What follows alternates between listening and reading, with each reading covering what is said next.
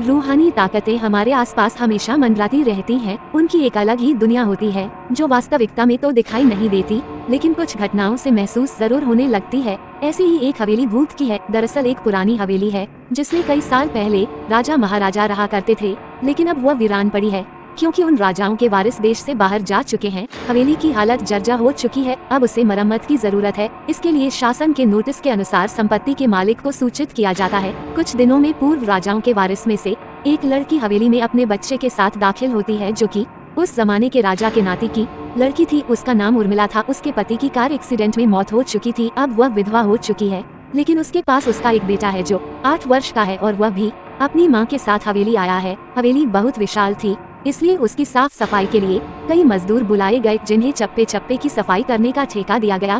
किसी को नहीं पता कि हवेली के कोने कोने में कितने खूनी रहस्य छुपे हुए हैं। उर्मिला के आने के बाद हवेली की हवा रूहानी होने लगती है। ऐसा लग रहा था मानो कोई वर्षों से इंतजार कर रहा था। इस हवेली के वारिस का एक रात उर्मिला अपने कमरे में अपने बच्चे के साथ सो रही होती है। अचानक उसके खिड़की से एक पक्षी टकरा कर मर जाता है। ये घटना अपने आप में असामान्य थी। पक्षी टकराते ही उर्मिला की नींद खुल जाती है और जब वो लाइट जलाकर देखती है तो डर से चीखने लगती है, क्योंकि उस कमरे की खिड़की से एक पक्षी फंसा हुआ था और उसके शरीर से खून की बूंदें फर्श पर गिर रही थी। नजारा इतना भयावह था कि वो अपने बच्चे को उठाना नहीं चाहती थी, लेकिन उर्मिला हिम्मत करके उस पक्षी को खिड़की से बाहर फेंक देती है। लेकिन इसके बाद उसे रात भर नींद नहीं आती और वह सुबह तक जागती रहती है। दरअसल वह जानना चाहती है कि ये किसी की शरारत तो नहीं। सुबह होते ही वह अपने यहाँ काम कर रहे मजदूरों से जाकर कहती है कि रात को मेरे कमरे की खिड़की पर कोई पक्षी आकर टकराया था और तुरंत मर गया।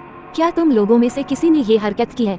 क्योंकि पक्षी खुद ब खुद तो खिड़की से नहीं टकरा सकता। मजदूर कहते हैं, नहीं, हमने तो खिड़की से नीचे किसी पक्षी को मरा हुआ नहीं देखा। हम तो अभी वहाँ से चले आ रहे हैं और जब सभी जाकर देखते हैं तो वहाँ वह पक्षी नहीं होता। उर्मिला घबराने लगती है कि यह क्या, यहाँ तो पक्षी होना चाहिए या कम से कम खून की कुछ बूंदें दिखनी चाहिए, लेकिन यहाँ पर पक्षी का एक पंख तक नहीं पड़ा हुआ। उर्मिला सभी मजदूरों को कहती है कि हवेली में बहुत सी कीमती चीजें और मूर्तियाँ हैं, संभाल के साफ सफाई करना। मजदूर अपने अपने काम में लग जाते हैं। उर्मिला अपने बच्चे के साथ कमरे में टीवी देख रही होती है कि अचानक हवेली की छत से एक मजदूर नीचे गिरता है। उर्मिला को अचानक लोगों की आवाज सुनाई देती है। वह भागकर खिड़की से नीचे देखती है तो एक मजदूर की लाश पड़ी होती है। उर्मिला कमरे से नीचे आती है और इसके गिरने का कारण पूछती है। लोगों के जवाब अलग अलग होते हैं। कोई कह रहा होता है कि इसने खुद आत्महत्या की है और कोई कह रहा था कि ये गलती से गिर गया है। सभी के दावे अलग थे, लेकिन उर्मिला को कुछ अनकही बातें सुनाई दे रही थी। उर्मिला के कान में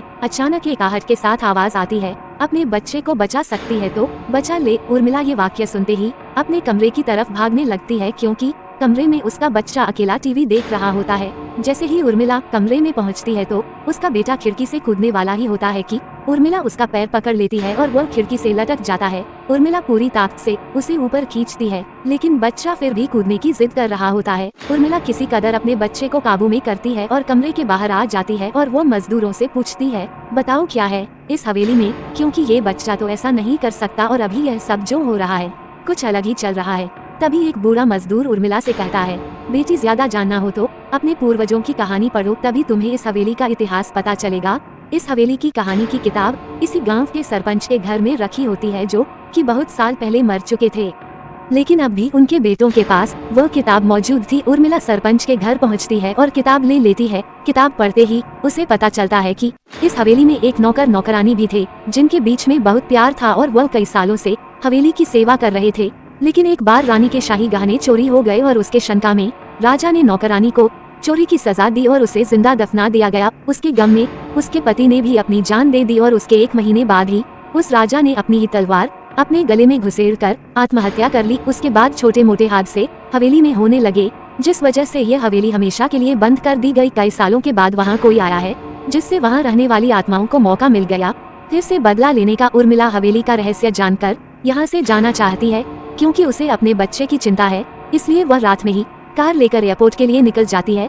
अचानक रास्ते में उसकी कार का एक्सीडेंट हो जाता है और कार पलटकर उल्टा हो जाती है, लेकिन दोनों को कोई नुकसान नहीं होता। उर्मिला अपने बच्चे को बाहर निकाल लेती है और सुनसान सड़क पर भागने लगती है। रास्ते में उसे एक कार आते दिखाई देती है और कार रोकने के लिए उर्मिला सड़क के बीच में खड़ी हो जाती है और अपनी मदद के लिए चिल्लाने लगती है। तभी अचानक कार वाला आकर कार का ब्रेक लगा देता है। उर्मिला पास जाकर देखती है तो उसकी हिम्मत बढ़ जाती है क्योंकि यह एक पुलिस ऑफिसर होता है। उर्मिला हड़बड़ाहट में उसे अपनी बात कहती है और रोने लगती है। पुलिस ऑफिसर उन्हें अपनी गाड़ी में बैठने को कहते हैं और रोड में जाने लगते हैं। रास्ते में एक बूढ़ा सड़क पर जा रहा होता है और इनकी कार के सामने आते ही रोड पर गिर जाता है। पुलिस ऑफिसर गाड़ी से उतरकर उस व्यक्ति को देखते हैं। बूढ़ा व्यक्ति बेहोश हो चुका था। पुलिस ऑफिसर उसे गोद में उठाकर अपनी गाड़ी में पीछे बैठा देता है और अस्पताल के लिए चलने लगते हैं। अचानक उस बूढ़े व्यक्ति का हाथ पीछे से पुलिस ऑफिसर की गर्दन तक पहुंच जाता है। पुलिस ऑफिसर छटपटाने लगते हैं और अचानक गाड़ी का ब्रेक लगा देते हैं। गाड़ी की स्पीड कम होने की वजह से कार वहीं खड़ी हो जाती है और ऑफिसर अपनी गन निकालकर